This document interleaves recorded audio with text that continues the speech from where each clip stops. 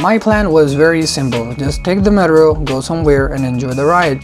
But when we actually entered the metro coach, we immediately realized something funny. Every single seat was already full. At first, we looked around hoping that maybe there was one empty seat hiding somewhere, but absolutely no.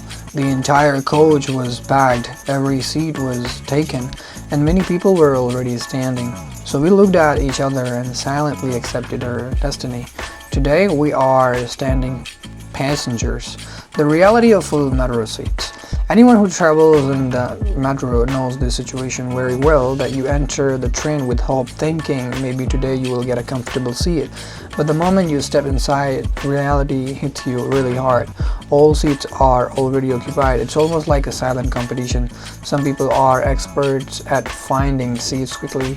They enter the coach like trained soldiers and immediately capture the empty spots. Meanwhile, people like us arrive 2 seconds late and the seats are already gone.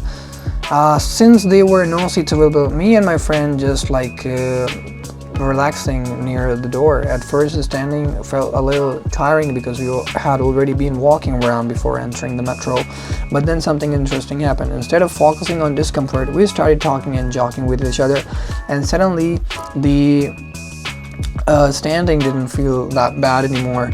Observing the metro world. One funny thing about standing in the metro that you start observing people around you. When you sit, you mostly look at your phone or stare outside the window. But when you stand, you become part of the moving crowd.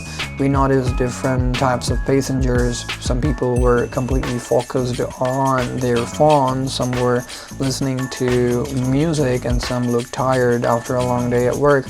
And some people were half asleep even while sitting. It almost felt like watching a small movie about city life. That silent hope for a seat. Even though we were comfortably sitting there, somewhere inside our mind there was still a small hope. Maybe at the next station someone would get up. So every time the metro stopped, we both secretly looked around to see if someone was about to leave. Sometimes a person would stand up and suddenly 3 or 4 people would move toward that seat. At the same time, it felt like a slow motion competition.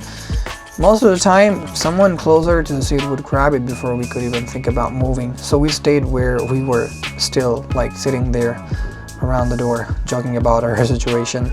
Instead of complaining, we started joking about the situation. My friend said something like, maybe today we are doing free gym in the metro. Standing while the train moves does feel a little like balance practice. When the metro accelerates or stops, suddenly everyone has to adjust their position. Right, so that was kind of very interesting. After a few minutes, we became expert, and it almost felt like learning a new skill. Metro, you just have to adjust yourself with every turn you step on the metro.